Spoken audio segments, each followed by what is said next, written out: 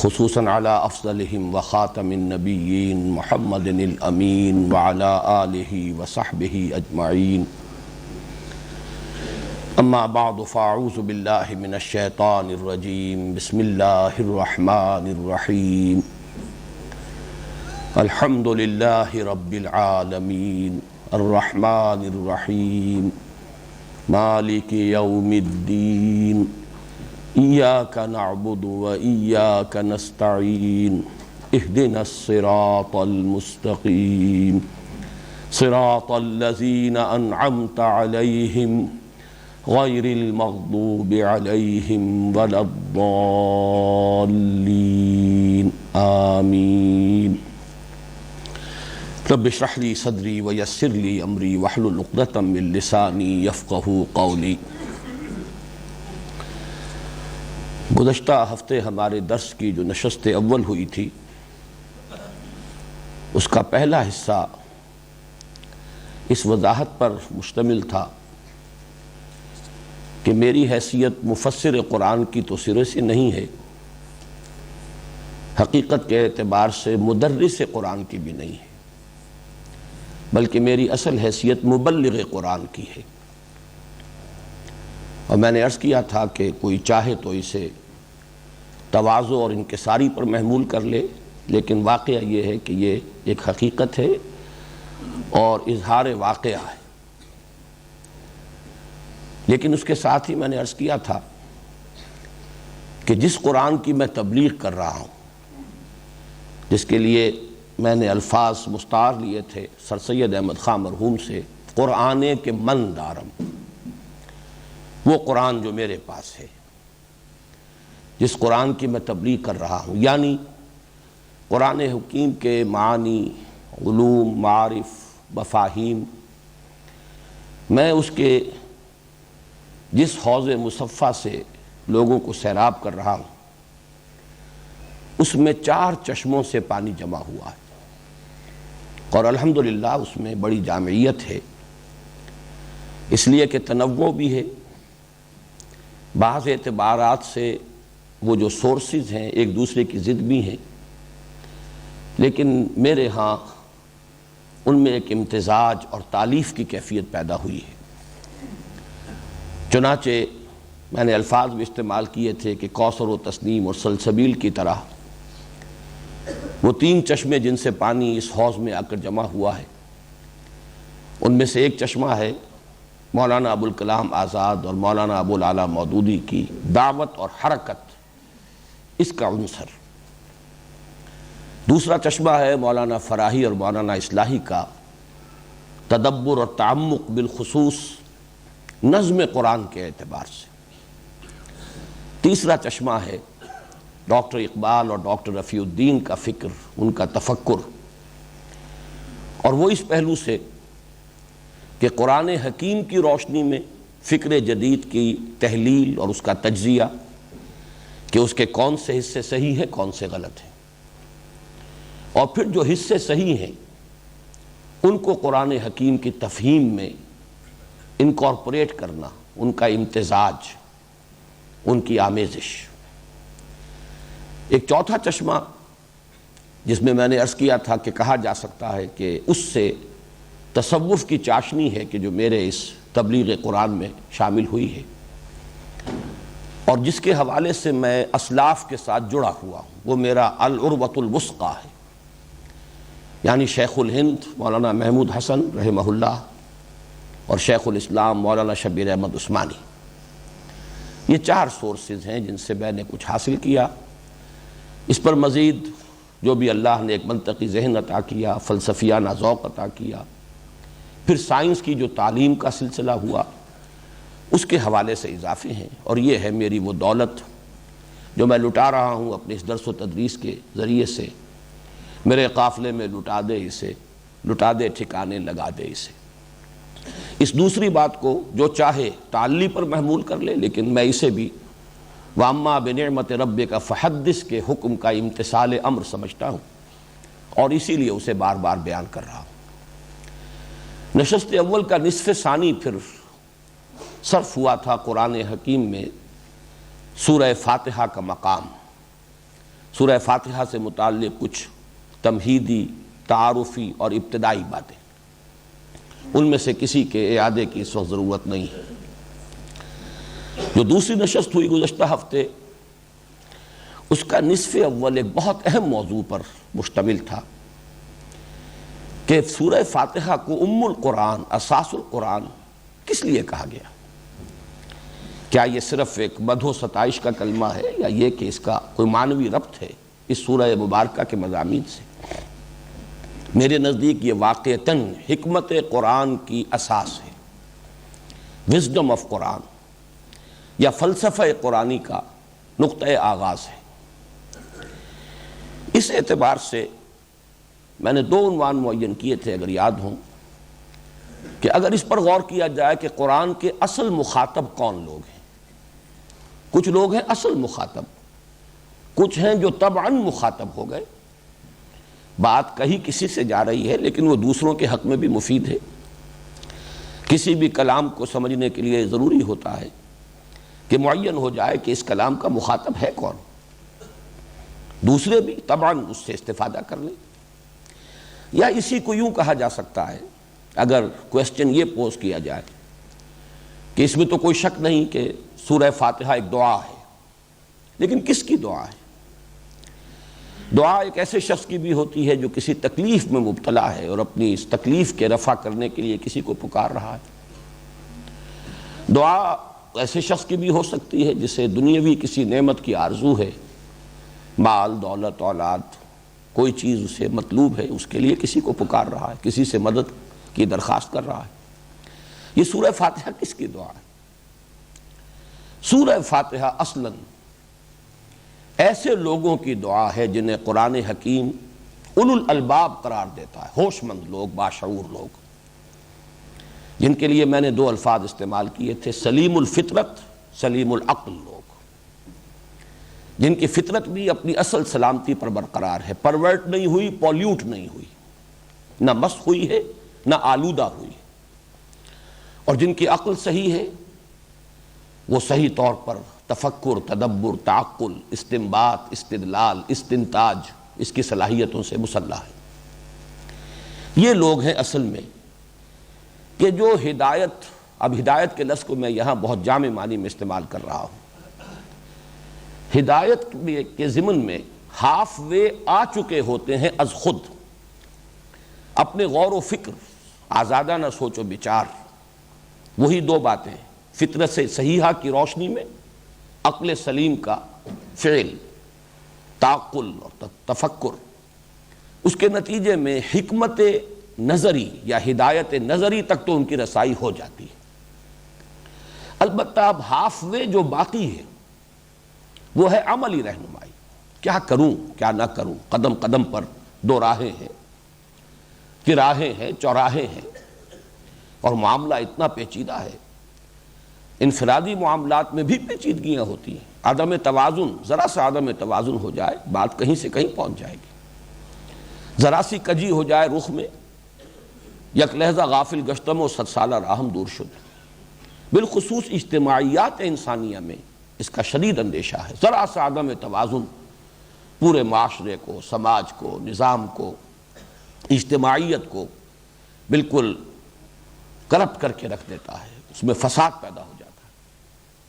تو ہدایت نظری اور ہدایت عملی، اس کو میں نے ہدایت کو دو حصوں میں تقسیم کیا۔ وہ سلیم العقل، سلیم الفطرت لوگ ہدایت نظری میں ایک حد تک پہنچ چکے ہوتے ہیں، اس کے بعد انہیں طلب ہوتی ہے ہدایت عملی کی۔ یہی وجہ ہے کہ سورہ فاتحہ کا نصف آخر جو ہے اس میں صراط المستقیم، اہدنا الصراط المستقیم، اے اللہ ہمیں سیدھا راستہ دکھا، سیدھے راستے کی ہدایت بخش، یا سیدھے راستے پر چلا۔ یہاں راستے کا لفظ اسی لیے استعمال کیا گیا، اس پر چلا جاتا ہے۔ بہرحال اس کے ضمن میں آج میں پھر چند باتیں دہرا رہا ہوں۔ انسان اگر وہ دو شرطیں پوری ہو رہی ہوں، سلامتی طبع، سلامتی فطرت اور سلامتی عقل، تو انسان پر سب سے پہلی حقیقت جو منکشف ہوتی ہے، اس کے 3 حصے ہیں، وہ حصے میں بعد میں بیان کروں گا، لیکن سب سے پہلی حقیقت یہ منکشف ہوتی ہے کہ جو کچھ نظر آ رہا ہے، ہم اپنے حواس ظاہری سے جس شے کا ادراک کر رہے ہیں، حقیقت بس یہی کچھ نہیں ہے، بلکہ اصل حقیقت اس کے پردے میں مستور ہے۔ اصل حقیقت ہمارے حواس ظاہری کی رسائی سے ماورا ہے، پرے ہے۔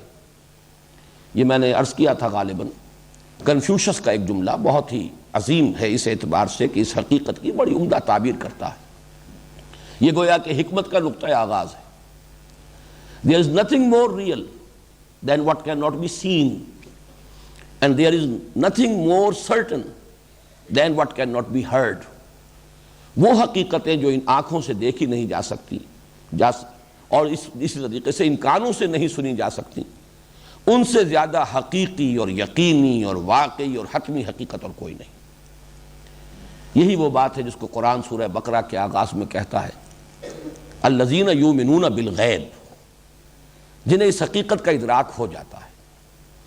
اس کے تین پہلو ہیں، میں بعد میں عرض کروں گا، لیکن مجھے آج خیال آیا تھا کہ یہ جو لوگ ہیں یہ انسانیت کا، یوں سمجھیے کہ لب لباب یا گل سرسبد انسانیت کا اصل حاصل ہیں۔ آج سے 17 سال قبل کی جو میری تحریر ہے اسلام کی نشرت ثانیہ کرنے کا اصل کام، جس میں میں نے قرآن اکیڈمی کا تصور پیش کیا تھا اور اس کے سامنے کرنے کا اصل کام کیا ہے، اس عنوان سے جو چیز لکھی تھی میں اس کے چند جملے آپ کو سنا رہا ہوں۔ پیش نظر علمی تحریک کے لیے سب سے پہلے ایسے ذہین اور باصلاحیت نوجوانوں کو تلاش کرنا ہوگا جن میں علم کی ایک شدید پیاس فطری طور پر موجود ہو، جن کے قلوب مضطرب اور روحیں بے چین ہوں، جن کو خود اپنے اندر یہ احساس موجود نظر آئے کہ اصل حقیقت حواس کی سرحدوں سے بہت پرے واقع ہے، اور جن میں حقیقت کی تلاش اور دریافت کا داعیہ اتنا شدید ہو جائے کہ وہ اس کے لیے زندگیاں وقف کرنے کو تیار ہوں اور آرام و آسائش کے حصول اور خوشنما مستقبل کیریئرز کی تعمیر سے یکسر بے نیاز ہو جائیں۔ یہ بے چین روحیں جنہیں محسوس ہو کہ جو کچھ نظر آ رہا ہے حقیقت یہ نہیں ہے، حقیقت کچھ اور ہے۔ میں نے مشرق بعید کے ایک حکیم اور دانا انسان کا جملہ آپ کو سنایا، مغرب بعید کہہ لیجئے، اس کا ایک مفکر بریڈلے، اس کی ایک عظیم تصنیف، اس کا نام ہی اپیئرنس اینڈ ریئلٹی۔ جو کچھ نظر آ رہا ہے اور جو اصل حقیقت ہے جو مستور ہے اس کے پردے میں، ان کے مابین بڑا فرق ہے، ہزار فرسنگست ان کے مابین بڑا فصل ہے اور بعد ہے۔ تو یہ نوجوان، میں نے اس لیے دہرایا ہے کہ اصل میں اب سلسلہ درس و تدریس جو اثر نو شروع ہو رہا ہے آغاز قرآن سے، تو اس کا جو اصل ہدف ہے، جو مقصود ہے، جو اس میں ہمارا ٹارگٹ نمبر 1 ہے، وہ بار بار ذہنوں کے سامنے آتا رہے۔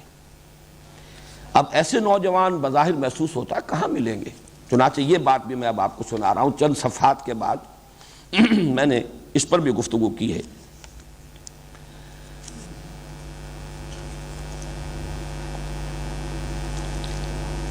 موجودہ دور میں جبکہ مادیت اور دنیا پرستی کا قلوب و اذہان پر مکمل تسلط ہے اور کچھ تو فی الواقع طلب معاش کا مسئلہ اتنا کٹھن ہو گیا ہے کہ اکثر لوگوں کو اپنی ساری صلاحیتیں اور توانائیاں اسی کے حل پر مرکوز کر دینی پڑتی ہیں، پھر معاشرے کا عام رجحان یہ ہو گیا ہے کہ جو ذرا اس سطح سے بلند ہوتا ہے اس پر معیار زندگی کو بلند تر کرنے کی دھن سوار ہو جاتی ہے۔ اس قسم کے نوجوانوں کا ملنا بظاہر محال نظر آتا ہے، لیکن یہ جملے ذرا آپ غور سے سنیے، لیکن حقیقت یہ ہے کہ دنیا سعید روحوں سے کبھی خالی نہیں ہوئی۔ اسی معاشرے میں اور اگر کچھ مخلص اور صاحب عزیمت لوگ ذہنی یکسوئی کے ساتھ اس کام کا بیڑا اٹھا لیں تو انشاءاللہ اسی معاشرے میں بہت سے ذہین اور اعلیٰ صلاحیتوں کے مالک نوجوان ایسے مل جائیں گے جو نبی اکرم صلی اللہ علیہ وسلم کے اس قول مبارک کو کہ خیرکم من تعلم القرآن وعلمہ اپنا لائحہ عمل بنا کر علم قرآن کی تحصیل و اشاعت کے لیے زندگی وقف کر دیں۔ اسے کہا جا سکتا ہے، یہ میری رجائیت ہے، اور واقعہ یہ ہے کہ میں بھی یہ محسوس کرتا ہوں کہ جتنا کچھ ان الفاظ سے ظاہر ہو رہا ہے معاملہ، ویسا کچھ سامنے نہیں آیا تاحال۔ لیکن یہ کہ ہمارے سامنے اصل منزل رہنی چاہیے، منزل دھندلانی نہیں چاہیے، انتظار کرنا چاہیے، اسی کا نام صبر ہے۔ فاصبر لحکم ربک۔ بہرحال یہ کام جو بھی ہو رہا ہے، جیسے کہ میں نے عرض کیا کہ قرآن کا اصل مخاطب کون ہے؟ وہ اولو الالباب۔ سورہ فاتحہ کن کے احساسات کی ترجمانی ہے؟ یہ اولو الالباب، جو سلیم الفطرت سلیم العقل ہو، ہدایت کے راستے پر ہاف وے آ چکے ہوں، اور بقیہ ہاف کی انہیں ضرورت ہے۔ وہ ہے در حقیقت کہ جن کے احساسات، جن کے دعا کی ترجمانی اللہ تعالیٰ نے سورہ فاتحہ میں کی ہے۔ اب ذرا تین چیزیں نوٹ کر لیجئے۔ میں نے جو ایک بات کہی کہ حکمت کا نقطہ آغاز یہ ہے کہ انسان یہ محسوس کرے کہ اصل حقیقت حواس کی سرحدوں سے بہت دور ہے، ماوراء ہے۔ اب اس کو تین حصوں میں تقسیم کر رہا ہوں۔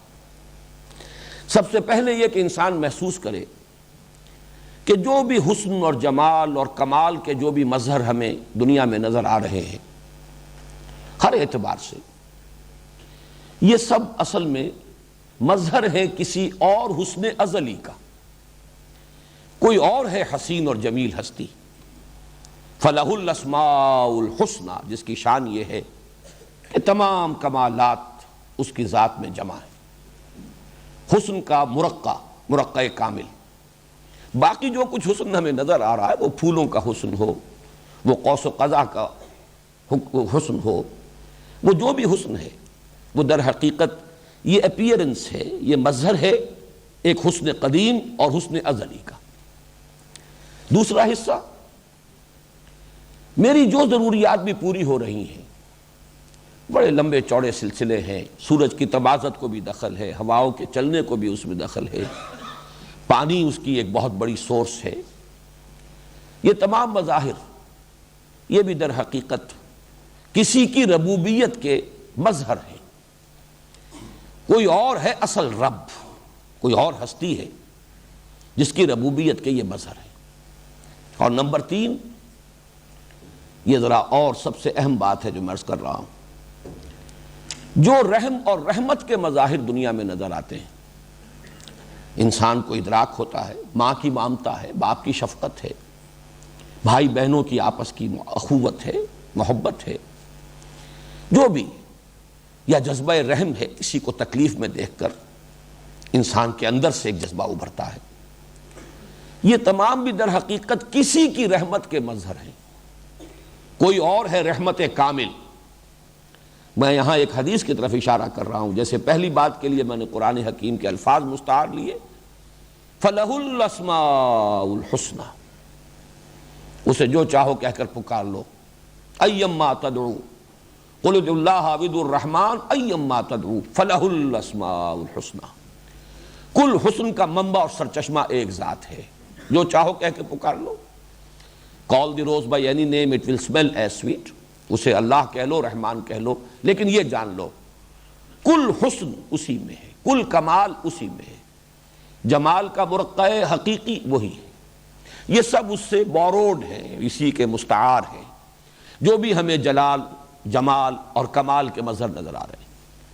اسی طرح ربوبیت، جدھر جدھر سے پرورش کا سامان آ رہا ہے، جہاں جہاں سے ضروریات پوری ہو رہی ہیں، یہ سب بھی ایک رب ہے جس کی ربوبیت کے یہ سلسلے ہیں جو پھیلے ہوئے ہیں، اس لیے کہ پورا یہ سلسلہ اسباب ایک مسبب کے قبضہ قدرت میں۔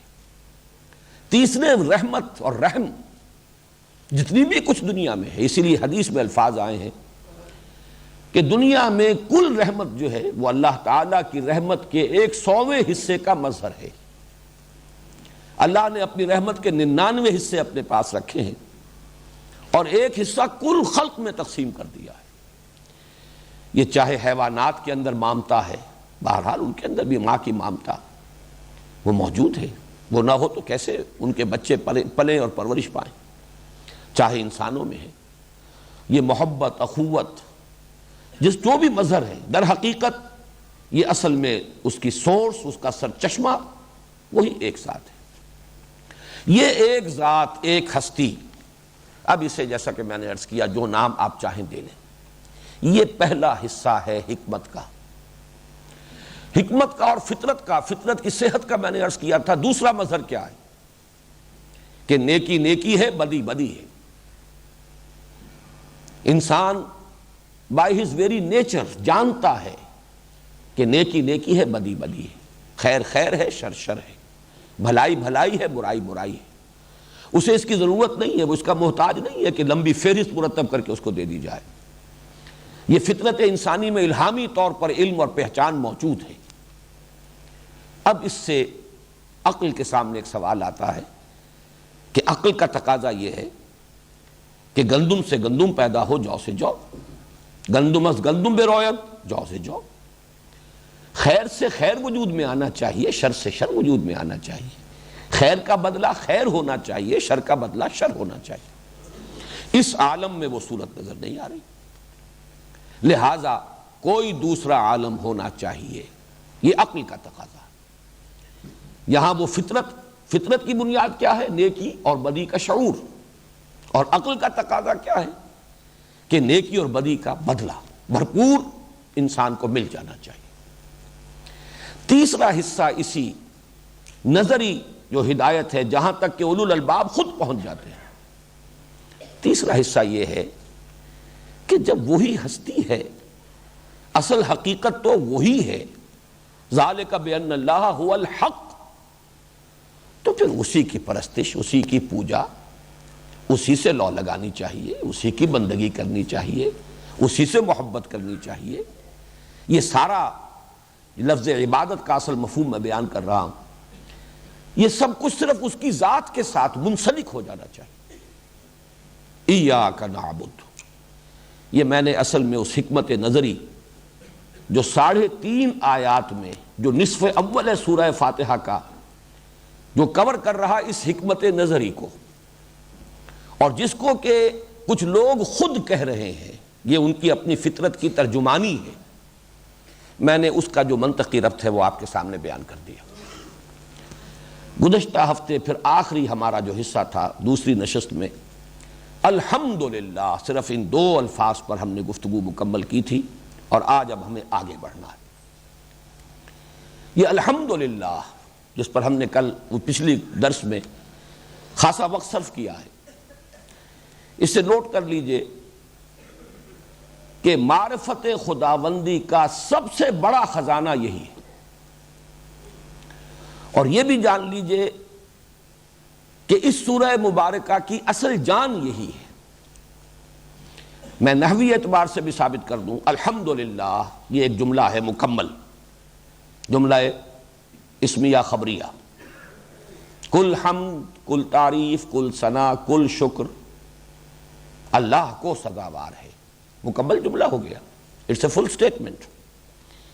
انگریزی میں انالیسس جس طریقے سے ہم کرتے ہیں اس میں آپ کہہ سکتے ہیں یہ پرنسپل کلاز ہے۔ اب یہ اللہ کے لفظ کے ساتھ ہی اس کے تابع ہو کر آ رہی ہیں 4 باتیں۔ اللہ جو رب العالمین ہے، الحمدللہ رب العالمین، رب پر زیر اسی لیے ہے کہ یہ للہ کا بدل ہے، اللہ کا بدل ہے، اللہ کی صفت ہے، اس اللہ کی جس کے لیے ہیں یہ کل تعریفیں، کل ثنا، کل حمد، کل شکر، جو نمبر 1 رب العالمین ہے، نمبر 2 رحمان ہے، نمبر 3 رحیم ہے، نمبر 4 جزا و سزا کے دن کا مالک ہے۔ یہ در حقیقت ایک جملہ ہے جو چلا رہا ہے، یہ 4 سبارڈینیٹ کلازز سمجھ لیجئے کہ یہ در حقیقت ایڈجیکٹیو کلازز ہیں۔ اللہ کے لیے یہ ایڈجیکٹیوز کی حیثیت سے اس کی وضاحت، اس کی نعت، اس کے صفات کے طور پر، اس کے بدل کے طور پر آ رہے ہیں۔ الحمدللہ، معلوم یہ ہوا کہ اصل جان تو اس کی الحمدللہ ہے۔ اب میں یہ چاہتا ہوں کہ پہلے آپ اس کلمے کی جو شان ہے اس کو نبی اکرم صلی اللہ علیہ وسلم کے الفاظ مبارکہ میں پہچان لیجئے۔ یہ ترمذی کی 2 روایات ہیں جو میں آپ کو سنا رہا ہوں۔ عن عبداللہ ابن عمرو بن العاص رضی اللہ تعالی عنہما قال قال رسول اللہ صلی اللہ علیہ وسلم التسبیح نصف المیزان والحمد للہ تملؤہ ولا الہ الا اللہ لیس لہا دون اللہ حجاب حتی تخلص الیہ۔ دوسری روایت ہے وعن رجل من بنی سلیم، اس کے الفاظ کیا ہیں کہ حضور نے فرمایا التسبیح نصف المیزان والحمد للہ تملؤہ والتکبیر یملأ ما بین السماء والارض۔ ان میں تین چیزوں کا ذکر ہوا ہے دونوں حدیثوں میں، تسبیح، تحمید، لیکن تیسری چیز مختلف ہے ان دونوں حدیثوں میں۔ ایک میں ہے تحلیل لا الہ الا اللہ اور ایک میں ہے تکبیر۔ دیکھیے یہ چار ہیں در حقیقت الفاظ، تسبیح سبحان اللہ، تحمید الحمدللہ، تکبیر اللہ اکبر، تحلیل لا الہ الا اللہ۔ یہ در حقیقت یوں سمجھیے کہ معرفت کے خزانے ہیں، لیکن ان دونوں حدیثوں میں جو قدر مشترک ہے وہ الفاظ ہیں التسبیح نصف المیزان والحمدللہ تملؤہ۔ کیا مفہوم ہے اس کا؟ کون سی میزان؟ یہ میزان معرفت ہے۔ عقلی طور پر اس کو یوں سمجھیے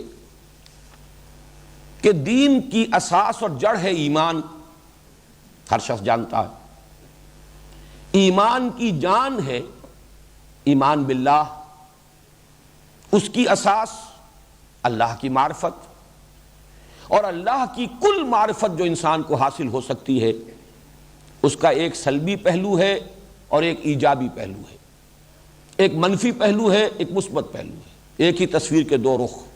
یہ کل معرفت ہے جو اللہ کی ہمیں حاصل ہو سکتی ہے۔ ایک تسبیح و تنزیہ ہے، اللہ ہر عیب سے، ہر نقص سے، ہر ضعف سے، ہر احتیاج سے پاک ہے، اعلیٰ ہے، عرفہ ہے، منزہ ہے، مبرہ۔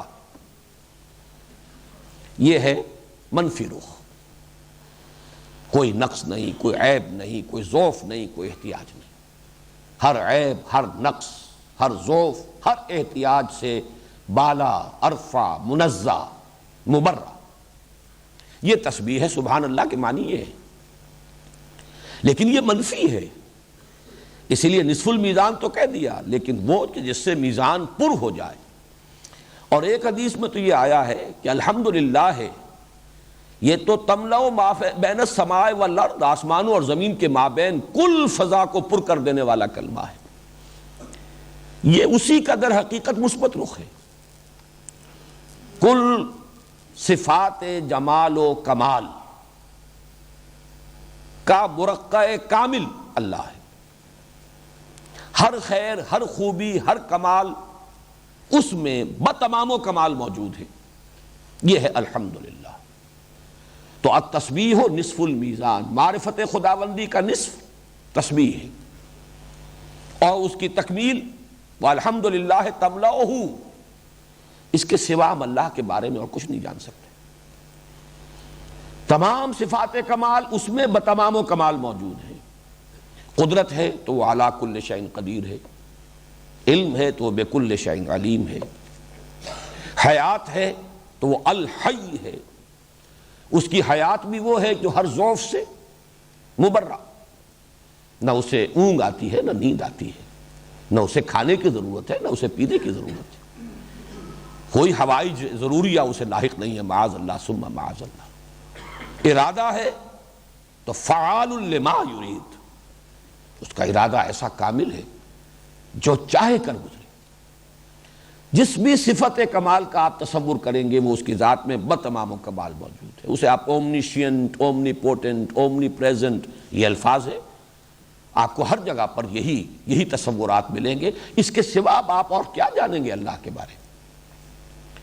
اس کی ذات ہمارے احساس سے، ادراک سے ما وراء، وراء الورا ثم وراء الورا ثم وراء الورا۔ حضرت مجدد الفسانی رحمۃ اللہ علیہ وہ اپنے مکتوبات میں یہ الفاظ بکثرت استعمال کرتے ہیں، ذات باری تعالی وراء الورا ثم وراء الورا ثم وراء الورا۔ اس کو تو سمجھ لو کہ وہ تمہارے فہم کی جو بات اور ہے، تمہارے تصور کی بات اور ہے، تمہارے تخیل کی بات اور ہے، تمہارے وہم سے بھی ماورا ہے۔ البتہ یہ کہ اس کو جانو گے تو کیا؟ التسبیح نصف المیزان والحمدللہ تملؤہ، یہ کل میزان ہے، میزان معرفت۔ اب اس میں نوٹ کیجئے الحمدللہ، اس میں گویا کہ کل حمد، جیسا کہ میں پچھلی مرتبہ عرض کر چکا ہوں، اور حمد جمع ہے کم سے کم دو چیزوں کا، شکر اور ثنا۔ تینوں الفاظ عربی کے ہیں۔ ہم اردو میں ثنا کا مفہوم ادا کرنے کے لیے لفظ تعریف استعمال کرتے ہیں۔ اگر اردو کے انداز میں بیان کریں گے تو حمد کے معنی ہے شکر اور تعریف، تمام تعریفیں اور کل شکر سزاوار ہے اللہ کو۔ اللہ ہی حقیقتاً مستحق بھی ہے، لام استحقاق، اور وہی فی الواقع مالک بھی ہے، اس لیے کہ جو صفات ہیں جو اسے قابل حمد بناتی ہیں وہ اس کی اپنی ملکیت ہے، لہذا لام تملیک کہیں یا لام استحقاق کہیں دونوں صحیح۔ در حقیقت اس میں جیسا کہ میں عرض کر چکا ہوں پچھلی مرتبہ، اصل جو اس کا نیوکلیس ہے وہ شکر ہے۔ البتہ حمد میں اور شکر میں فرق کیا ہے؟ شکر انسان کرتا ہے کسی کے ایسے احسان اور انعام پر کہ جس سے اس کی کوئی ضرورت پوری ہوئی ہو، جس سے اسے کوئی فائدہ پہنچا ہو۔ میری کوئی ضرورت تھی، آپ نے پوری کر دی، میں شکر کروں گا، شکریہ ادا کروں گا۔ مجھے کوئی تکلیف لاحق تھی، آپ نے اس کو رفع کیا، میں آپ کا شکر ادا کروں گا۔ اور تعریف یا ثنا تمام محاسن پر ہوگی، جو بھی حسن ہے، پھول کا حسن ہے، ہم اس کی تعریف کریں گے، کیا عمدہ پھول ہے۔ البتہ یہ کہ یہ جو دو چیزوں کو میں نے علیحدہ علیحدہ کیا ہے، یہ جتنا آدمی کانشسنس اور شعور کی نچلی سطح پر ہوگا یہ دونوں چیزیں علیحدہ رہیں گی۔ جیسے جیسے شعور کی سطح بلند ہوتی ہے دونوں چیزیں ایک ہو جاتی ہیں، اس لیے کہ انسان کے اصل میں احساس کے لطیف ہونے کی بات ہے۔ پھول کو دیکھ کر بھی آپ یہ نہیں کہہ سکتے کہ مجھے اس سے کیا ملا۔ آپ کے احساسات لطیفہ کو ایک جلا حاصل ہوتی ہے جب آپ پھول کو دیکھتے ہیں۔ یہ تو ہر شخص محسوس کر لیتا ہے، میں پیاسا تھا مجھے پانی مل گیا، جس نے پانی پلایا مجھ پر واجب ہے کہ میں اس کا شکر ادا کروں، اس لیے کہ اسے محسوس ہوا کہ پیاس میری رفع ہو گئی۔ یہ تو یوں سمجھیے کہ بڑا کورس احساس ہے، یہ تو ہر حیوان کو بھی ہو جاتا ہے۔ کسی بھوکے پیاسے کے حیوان کے سامنے جو ہے آپ کچھ کھانے کے لیے کچھ چارہ رکھیے یا کوئی پانی رکھ دیجئے بالٹی میں پینے کے لیے، وہ جب اپنی ضرورت پوری کر کے سر اٹھائے گا آپ کی طرف دیکھے گا، اس کے آنکھوں میں آپ کو جذبہ شکر جھلکتا نظر آئے گا۔ انسان تو یہ کہ حسن کو پہچانے اور یہ سمجھے کہ اس سے بھی مجھے بہت کچھ حاصل ہوا ہے، اگر اس کا ادراک اور شعور ہے تو در حقیقت انسان اپنے ان احساسات میں ایک بلند تر سطح پر آ گیا ہے، ورنہ نہیں۔ بڑی پیاری نظم تھی جو ہمارے میٹرک کے کورس میں تھی انگریزی میں، جو ہمارا نصاب تھا، غالباً پارکنسن سلیکشن آف انگلش ورس، ڈیفوڈلز۔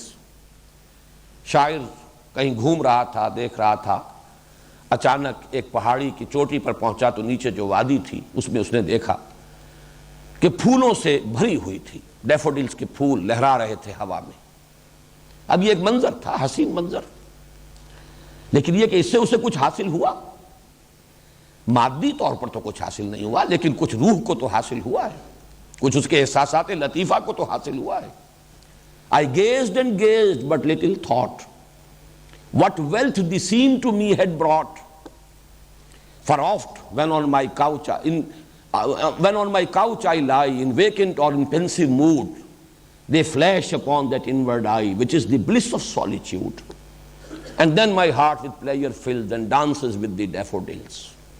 ایک ایسی دولت مجھے حاصل ہوئی تھی، بسا اوقات میں غمزدہ ہوتا ہوں، مغموم ہوتا ہوں، اداس ہوتا ہوں، پڑا ہوتا ہوں اپنی چارپائی پر، کہ اچانک وہی منظر جو ہے میری آنکھوں کے سامنے آ جاتا ہے اور میرا وہ جو اداسی ہے وہ ختم ہو جاتی ہے۔ میرا دل جو ہے جیسے وہ ڈیفوڈلز کے پھول لہرا رہے تھے ہوا میں، میرا دل بھی جو ہے وہ لہرانے لگتا ہے، اور وہ ساری جو دولت ہے وہ در حقیقت مجھے جو ملی تھی اس وقت مجھے شعور نہیں تھا۔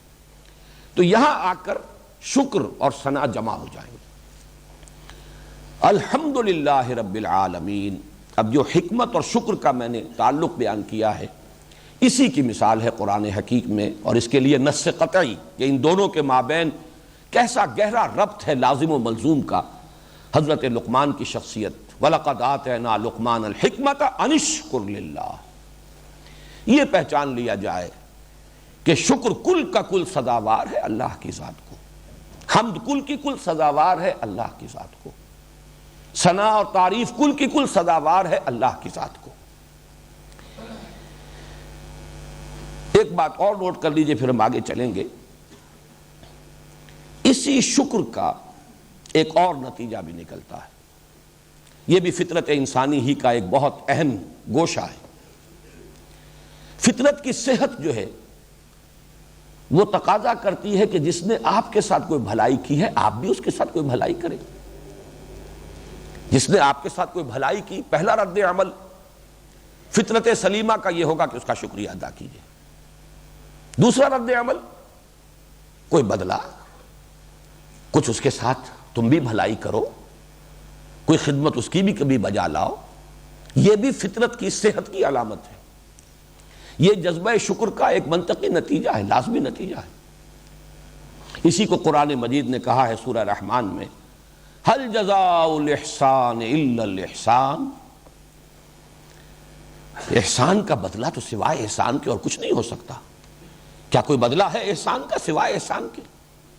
کسی نے آپ کے ساتھ بھلائی کی، آپ اس کے ساتھ بھلائی کیجئے۔ اب دیکھیے، ایک تو وہ منعم ہے اور وہ محسن ہے کہ جن کی کوئی نہ کوئی آپ خدمت کر کے ان کے احسان کا بدلہ چکا سکتے ہیں۔ والدین نے آپ کو پالا پوسا، ان کے بڑھاپے میں آپ ان کی خدمت کیجئے۔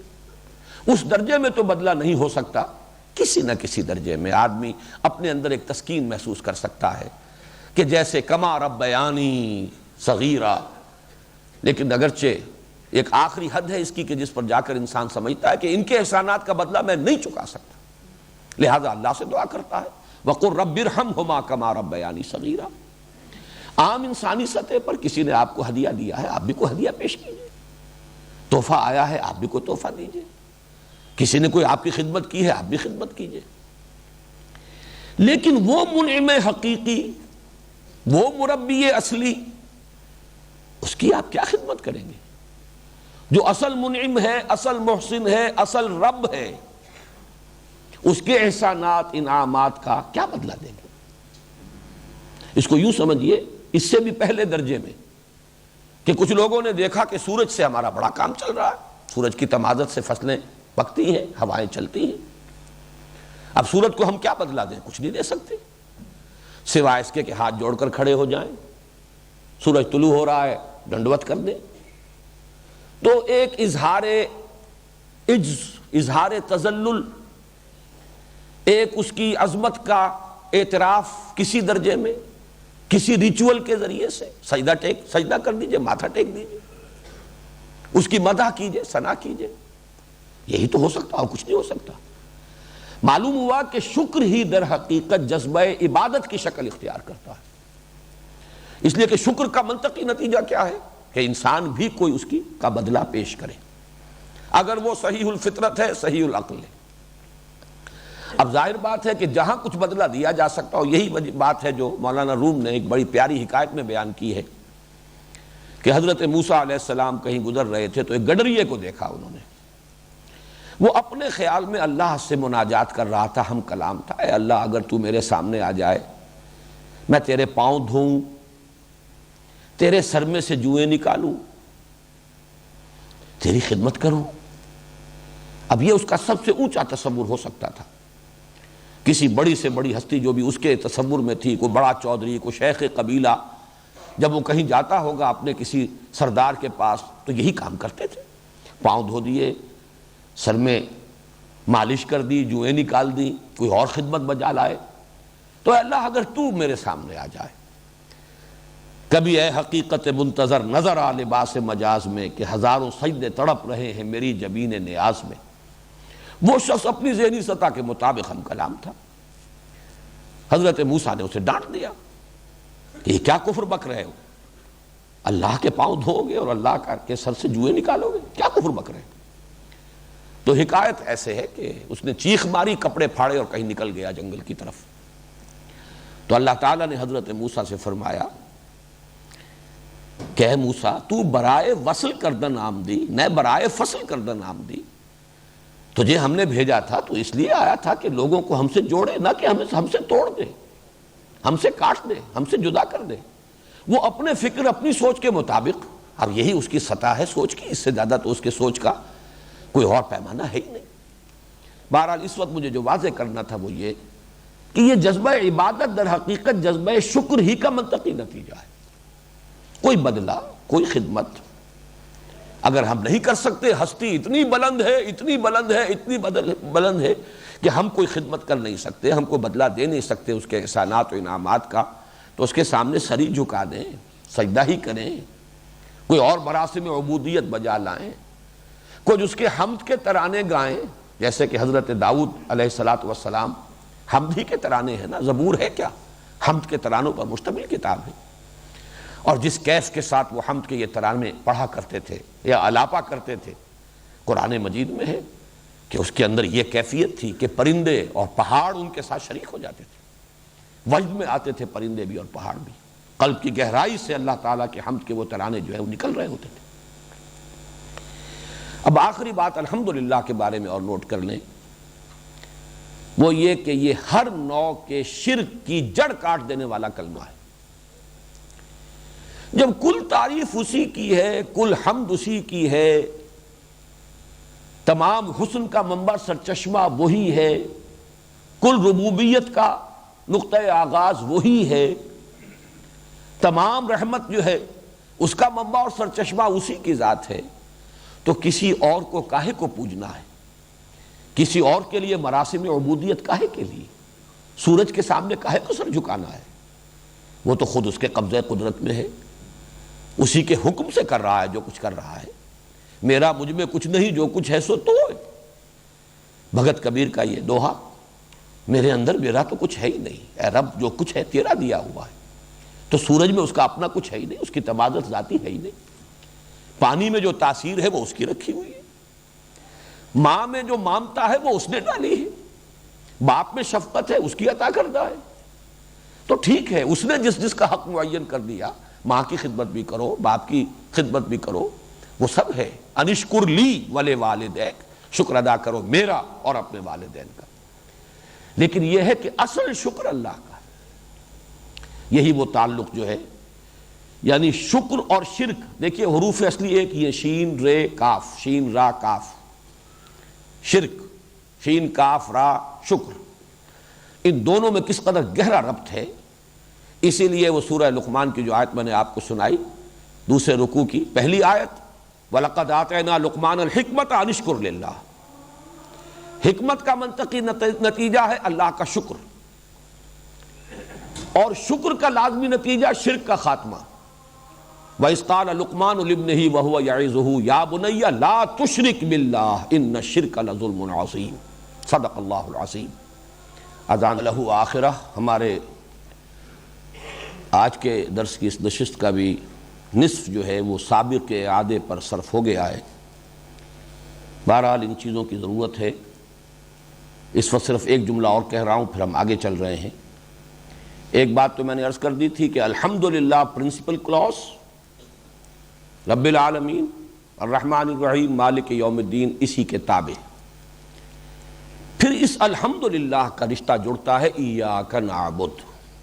میں نے اس کی وضاحت کر دی ہے کہ یہی شکر ہے در حقیقت جو جذبہ عبادت کی صورت اختیار کرتا ہے. اس کے درمیان جو منطقی اور عقلی ربط ہے وہ میں بیان کر چکا ہوں. اب آئیے الحمدللہ رب العالمین.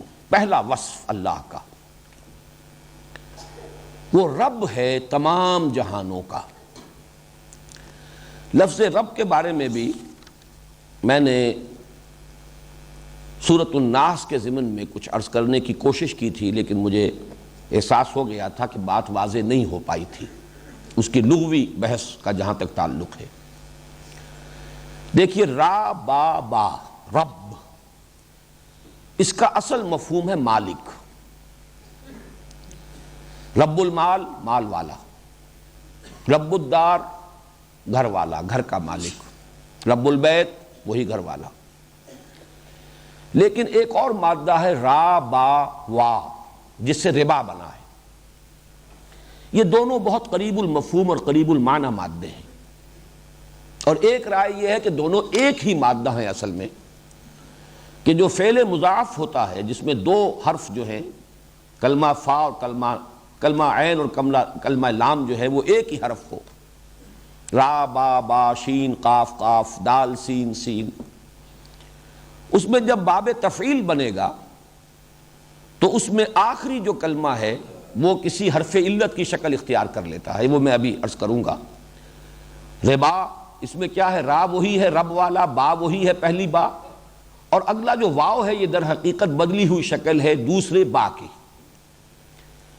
قرآن مجید میں لفظ ربا، اس سے ربا یربو یہ بھی استعمال ہوا ہے، ربط زمین کے بارے میں آیا ہے۔ تم زمین کو دیکھتے ہو کہ وہ پڑی ہوتی ہے بے جان، اس میں کوئی زندگی کے آثار نہیں ہوتے۔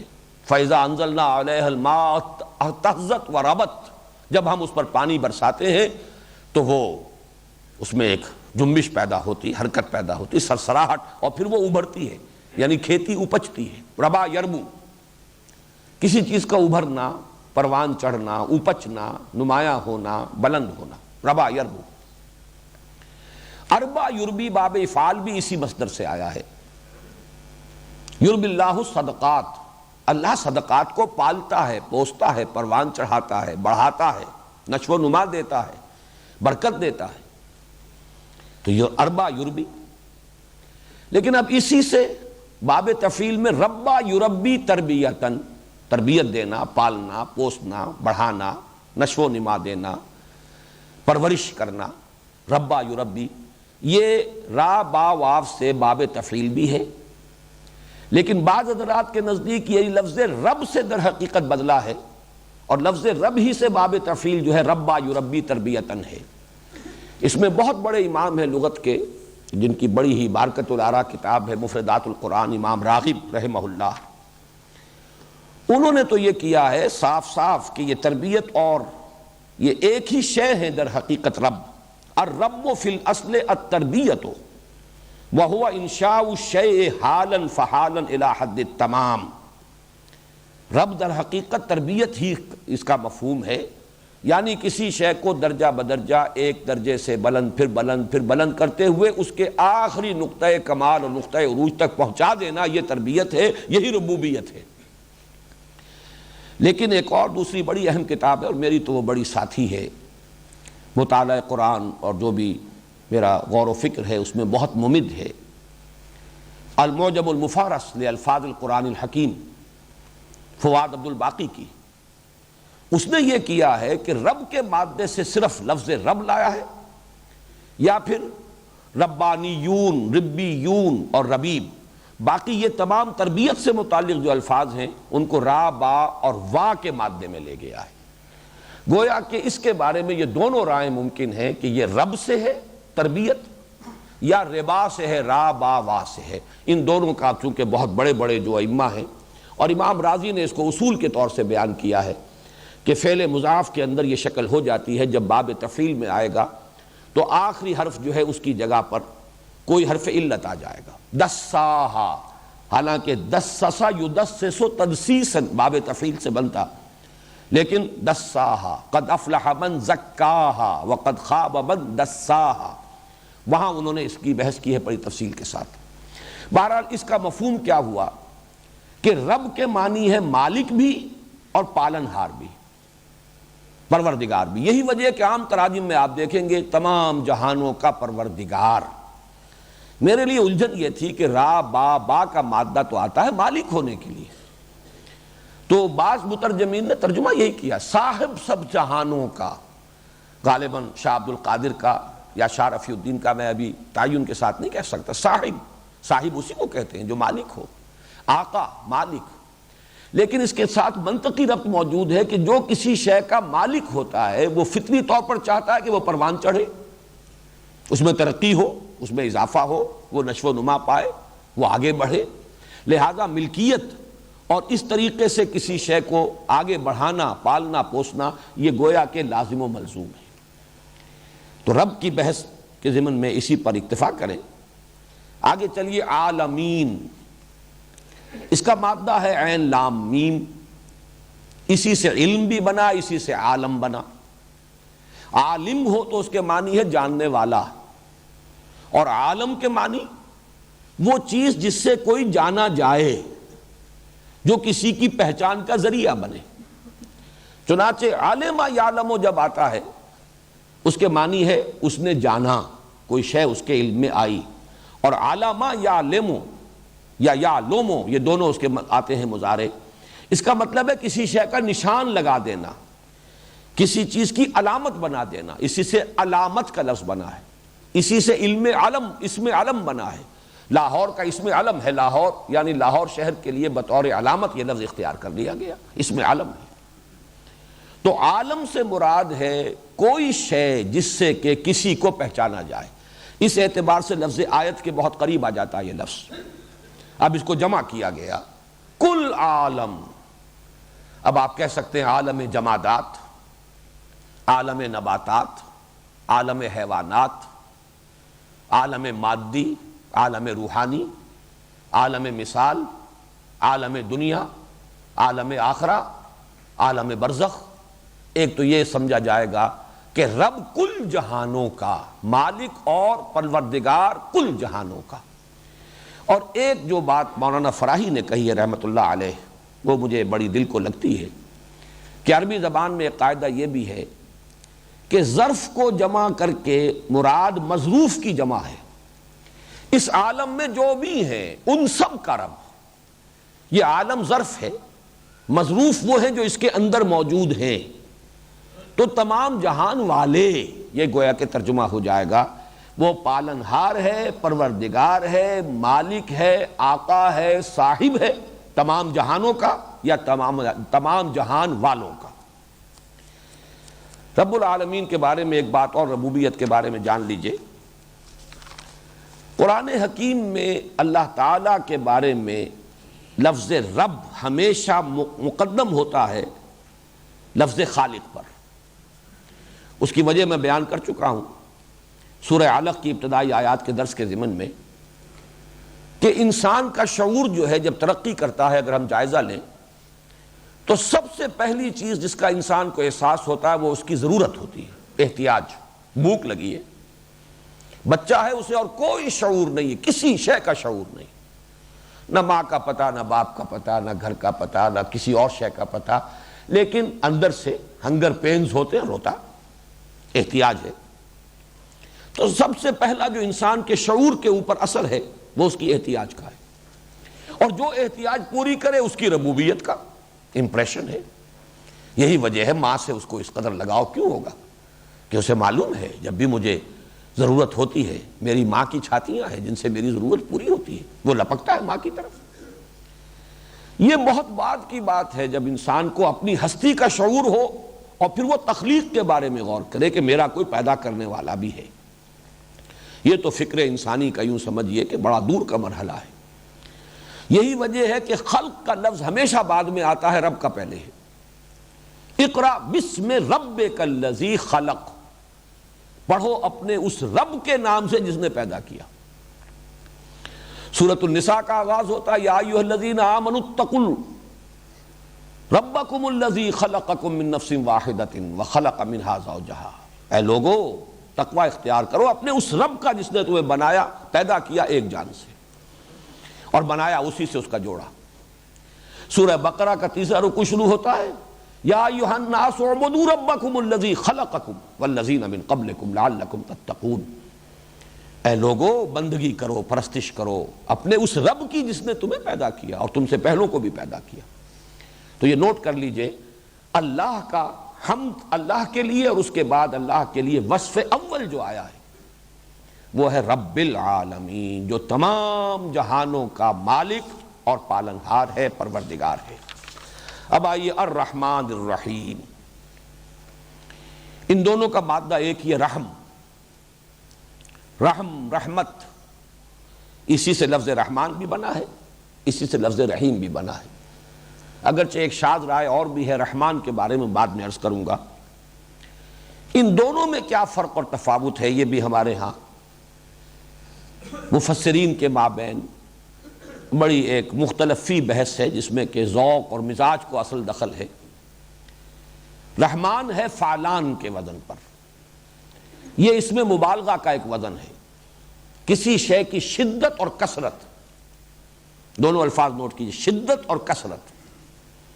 غضبان، بہت غضبناک، غصے سے ہم کہیں گے آگ بگولا، عطشان انتہائی پیاسا، جوعان بھوک سے مر رہا ہے، جان نکل رہی ہے، یہ اس وزن پر آئیں گے تو رحمت سے رحمان۔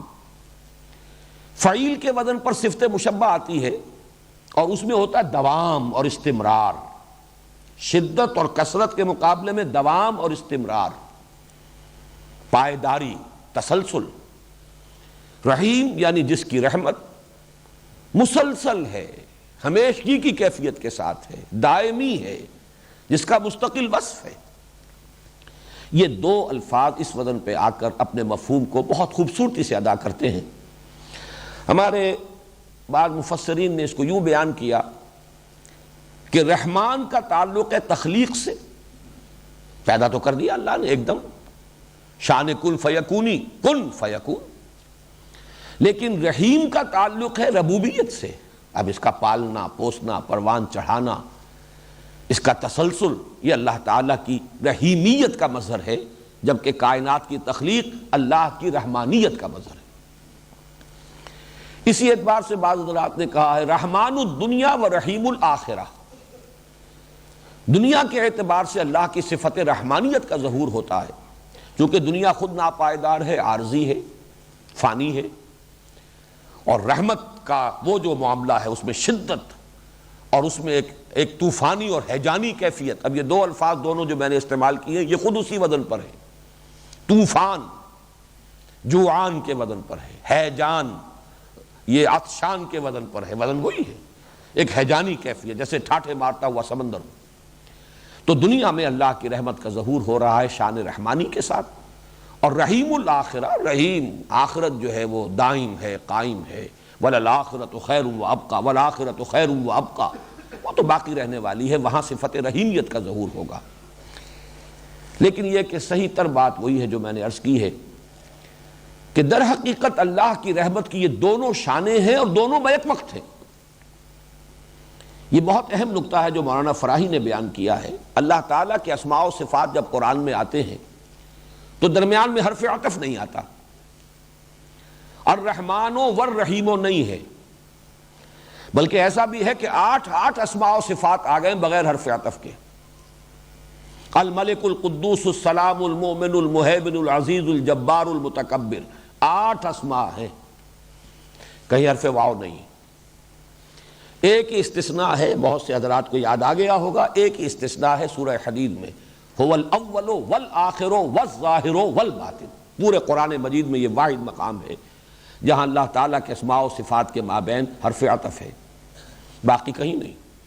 اگر 4 یہ ہیں تو 4 ہی سورہ جمعہ کے شروع میں الملک القدوس العزیز الحکیم، کہیں در حرف واو نہیں۔ اس کی وجہ کیا ہے؟ بہت پیاری بات ہے کہ اللہ تعالیٰ کی یہ تمام صفات، اللہ کی یہ تمام شانیں بیک وقت اس کی ذات میں موجود ہیں۔ یہ تو ہمارے تصور کی اصل میں تنگنائی ہے کہ ہم ان چیزوں کا بیک وقت تصور نہیں کر سکتے، ہمیں یہ متضاد نظر آتی ہیں۔ رحمانیت کچھ جدا شان ہے اور رحیمیت کچھ جدا شان ہے، ہمارے فہم کے اعتبار سے یہ جدا ہیں، اللہ کی ذات کے اندر یہ دونوں بیک وقت موجود ہیں، وہ رحمان بھی ہے اور بیک وقت رحیم بھی ہے۔ اس کی ایک طوفانی کیفیت بھی ہے، شدت بھی ہے، کثرت بھی ہے، اور اس میں دوام بھی ہے اور استمرار بھی ہے اور استقلال بھی ہے۔ میں اسے ایک سادہ سی مثال سے بیان کیا کرتا ہوں، اس وقت بھی ریکارڈ ہو جائے تو کوئی حرج نہیں۔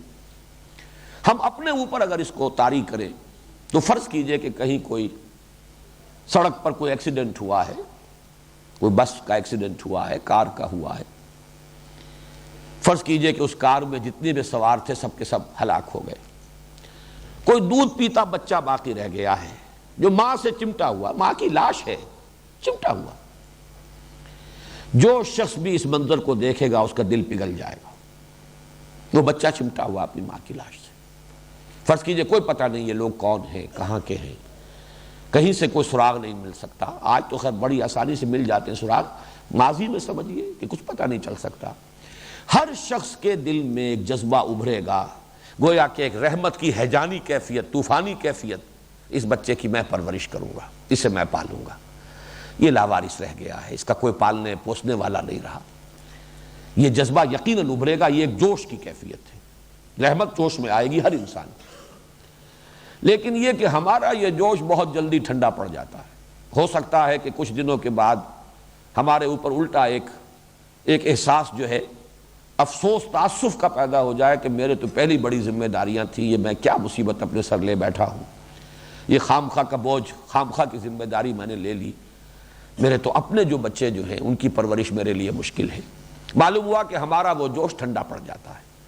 لیکن اللہ تعالیٰ کا جوش رحمت، بیک وقت اس میں وہ شان بھی ہے رحمانیت کی اور رحیمیت کی بھی ہے، اس میں کبھی کسی کمی کا کوئی سوال نہیں. یہ در حقیقت رحمان اور رحیم کے دونوں مفاہیم کو جمع کرنے کا جو ہے میرے نزدیک مثال کے ذریعے سے اس کو اگر سمجھانا ہو، تشبیہ کے ذریعے سے، تو شاید یہ اس سے قریب ترین بات ہے. الرحمن الرحیم مالک یوم الدین. میں اس کا جو منطقی اور فلسفیانہ جو ان میں ربط ہے وہ بیان کر چکا ہوں. وہ جزا و سزا کے دن کا مالک ہے. یہ تصور کہاں سے ابھرا؟ فطرت انسانی میں ہے نیکی اور بدی کا امتیاز. یہ فطرت کی صحت کی جو علامتیں میں نے گنوائی تھی پہلے دن، انہی میں سے ایک اہم علامت یہ ہے. یہ اخلاقی حس نہیں رہی تو انسان کی فطرت مر چکی، اندر کا اصل انسان مر چکا. ایک انسان نما حیوان باقی رہ گیا ہے، جس کو قرآن کہتا ہے تم سمجھتے ہو یہ زندہ ہے، یہ تو مردہ ہے. اموات غیر احیاء، یہ زندہ نہیں ہے. اے نبی آپ سمجھتے ہیں یہ دیکھ رہے ہیں، یہ نہیں دیکھ رہے. یہ انسانوں کا سا دیکھنا نہیں دیکھ رہے. آپ سمجھتے ہیں یہ سن رہے ہیں، یہ نہیں سن رہے. یہ حیوانوں کا سا سننا سن رہے ہیں، انسانوں کا سا سننا نہیں سن رہے. لہم قلوب لا یفقہون بہا ولہم اعین لا یبصرون بہا ولہم آذان لا یسمعون بہا اولئک کالانعام بل ھم اضل. اب تو یہ چلتے پھرتے مقبرے ہیں، ان کی فطرت مر چکی. یہ اس کا مقبرہ ہے، تعزیہ ہے جو چل رہا ہے انسان کی صورت کے اندر. یہ ہے در حقیقت قرآن مجید کا فلسفہ. تو انسان کی فطرت کے زندہ رہنے اور اس کے صحت پر برقرار رہنے کا ایک بہت بڑا اس کا جو نتیجہ ہے یا اس کی علامت ہے وہ یہ ہے اخلاقی حس موجود ہو، نیکی اور بدی میں امتیاز. پھر عقل اس پر گرا لگاتی ہے. یہ بات میں نے بہت مرتبہ بیان کی. جہاں تک اللہ کی معرفت کا تعلق ہے یہ صرف فطرت کے حوالے سے ہے، لیکن جہاں آ جائے گا آخرت کا معاملہ، جزا و سزا کا، وہاں فطرت پر عقل کی گرہ لگے گی تو بات بنے گی. فطرت تو صرف یہ بتاتی ہے کہ نیکی نیکی ہے، بدی بدی ہے. یہ عقل ہے جو تقاضا کرتی ہے کہ گندم از گندم بے رویت جوز جو. اب نیکی کا اچھا صلہ ملنا چاہیے، بدلہ ملنا چاہیے، بدی کی سزا ملنی چاہیے. اور مشاہدہ یہ ہے کہ نہیں مل رہا بدلہ، بلکہ الٹی گنگا بہ رہی ہے. آپ کوئی اخلاقی اصول نہ رکھتے ہو، ہر راستہ آپ کے لیے کھلا ہے، کشادہ ہے، بڑھتے چلے جائیے. جہاں آپ نے کوئی اپنے لیے اصول بنا لیے، اب قدم قدم پر بندش ہے، قدم رک رہے ہیں، آپ آگے بڑھ نہیں سکتے، بلکہ یہ کہ الٹے لینے کے دینے پڑ جاتے. میں نے وہ شعر بارہا سنایا ہے، سادہ سا ہے لیکن یہ کہ بڑی عظیم حقیقت. اے دیانت برتو لعنت از تو رنجے یافتم، اے خیانت برتو رحمت از تو گنجے یافتم. اے دیانت تجھ پر لعنت ہو کہ تیری وجہ سے تو میرے دوست بھی ناراض ہو گئے. صحیح بات کہہ کے دیکھیے دوستوں کے سامنے، سچی بات کڑوی ہوتی ہے. از تو رنجے یافتم، مجھے رنج ملا ہے. اور اے خیانت برتو رحمت از تو گنجے یافتم، اے خیانت تجھ پر رحمت ہو، تیرے ذریعے سے مجھے خزانے ملے. لہذا کوئی اور عالم ہونا چاہیے، اور وہ عالم اب دیکھیے اس کے دو منطقی نتیجے ہوں گے. ایک تو یہ کہ یہ ایسی ہستی ہونی چاہیے جو قدرت رکھتی ہو پورا بدلہ دینے کی قدرت. وہ تو اللہ ہے، علی کل شیء قدیر، ہم اسے مان چکے. لیکن کوئی عالم بھی تو ایسا ہونا چاہیے جس میں حدود اور قیود نہ ہو، جس میں ہر شے کا پورا بدلہ مل جائے. اس لیے کہ آپ نے آج ایک نیکی کی ہے، اس نیکی کے اثرات نہ معلوم کہاں تک جائیں گے، آپ تو جان بھی نہیں سکتے. جب تک دنیا باقی ہے اس نیکی کے اثرات کہیں نہ کہیں پہنچتے رہیں گے، اور ان سب کا بدلہ آپ کو ملنا ہے. کہیں کوئی بری رسم آپ نے شروع کی ہے، جہاں تک اس کے اثرات جائیں گے وہ سب آپ کے حساب میں درج ہو رہا ہے۔ تو جب تک ایک زندگی جو ہے غیر متناہی نہ ہو، ابدی نہ ہو، پورا بدلہ مل نہیں سکتا، لہذا وہ عالم آخرہ۔ اور پھر اس کے لیے مالک یوم الدین، یوم کا لفظ صرف ایک دن کے لیے بھی آتا ہے، یوم ایک ایرا کے لیے بھی آتا ہے، ایک دور کے لیے بھی آتا ہے، اس کے مختلف استعمالات ہیں۔ ایک دن بھی ہے جس میں فیصلے ہوں گے جزا و سزا کے، اور پھر یہ کہ در حقیقت اس جزا و سزا کا جو ظہور ہوگا، کہا جا سکتا ہے وہ بھی ایک دن ہے، لا متناہی دن، وہ فیصلے کا دن ہے، وہ یوم الدین۔ دین کا جو اصل لفظ ہے عربی زبان میں، اس کا مفہوم ہے بدلہ، دانا یدینو، بدلہ دینا، دناہم کما دانو، امرؤ القیس کا مشہور مصرع ہے، ہم نے ان کو ایسا بدلہ دیا جیسا انہوں نے ہمارے ساتھ کیا تھا، کما تدینو تدانو، جیسا تم کسی کے ساتھ کرو گے ویسا ہی تمہیں بدلہ مل جائے گا۔ یہی لفظ ہے زبر کے ساتھ دین بن جاتا، دین کہتے ہیں قرض کو، قرض وہ ہے جو واپس آنا ہوتا ہے، اس لیے اس کو دین کہا جا رہا ہے، بدل، وہ واپس آئے گا، لوٹ کر آئے گا۔ بدلہ بھی وہ ہے کسی عمل کا جو واپس آتا ہے، عمل کرنے والے کی طرف لوٹتا ہے، نیکی کی اس کی جزا آپ کی طرف لوٹے گی، برائی کی ہے اس کی سزا آپ کی طرف لوٹے گی۔ دین بھی وہ ہے جو آپ نے کسی کو دیا اور لوٹ کر آپ کے پاس آئے گا، جبکہ ہدیہ ہو، ہبہ ہو، تحفہ ہو، عطیہ ہو، یہ واپس نہیں آتا، نہ واپس لینے کے لیے دیا جاتا ہے۔ دین وہ ہے جو دیا جاتا ہے واپس لینے کے لیے۔ تو دین اس کا اصل مفہوم، بنیادی مفہوم ہے بدلہ۔ البتہ اس سے آگے اس کے جو مفاہیم ہیں، یہ سورہ کافرون میں پوری تفصیل کے ساتھ میں بیان کر چکا ہوں، اس لیے کہ بدلہ کسی قانون کے تحت ہوگا، لہذا دین قانون اور شریعت کو بھی کہتے ہیں۔ وہ قانون و شریعت کسی نظام کے تابع ہے، دستور ہے جس کے تحت قانون ہے، کوئی لا گیور ہے جو قانون دیتا ہے، اس اعتبار سے پورے نظام کو بھی دین کہیں گے۔ ایک ایسا نظام جس میں مختار مطلق، آخری لا گیور اللہ ہے، اسی کی اطاعت کریں گے جزا ملے گی، اس کی نافرمانی کریں گے سزا ملے گی، اس پورے کانسیپٹ کو آپ کہیں گے یہ دین اللہ ہے۔ ایک نظام ہے ملوکیت، بادشاہ ہے، مختار مطلق وہ ہے، لا گیور وہ ہے، اس کے حکم پر، اس کے قوانین پر چلیں گے، وہ آپ کو نوازے گا، خلعتیں دے گا، خطابات دے گا، جاگیریں دے گا، سراہے گا۔ اگر اس کی بغاوت کریں گے، اس کے خلاف اٹھ کھڑے ہوں گے، سزا دے گا، اس کے قانون کو توڑیں گے جیلوں میں ڈالے گا، اور جو سزا ہوگی دے گا۔ یہ سب نظام پورے کو، اس کو بھی آپ کہہ سکتے ہیں دین الملک۔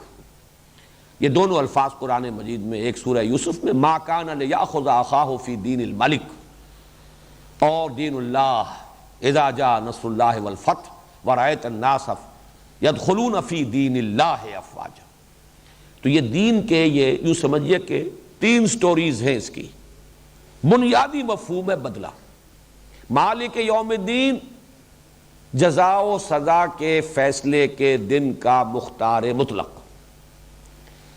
اس سے اوپر کی سٹوری قانون، شریعت، اس لیے کہ بدلہ کوئی نہ کوئی قانون مجازات ہوگا تو بدلہ ملے گا، کوئی نہ کوئی قانون ہے جس کی پیروی کریں گے، پابندی کریں گے، سزا، جو جزا ملے گی، ستائش ہوگی، نافرمانی کریں گے، توڑیں گے، سزا ملے گی۔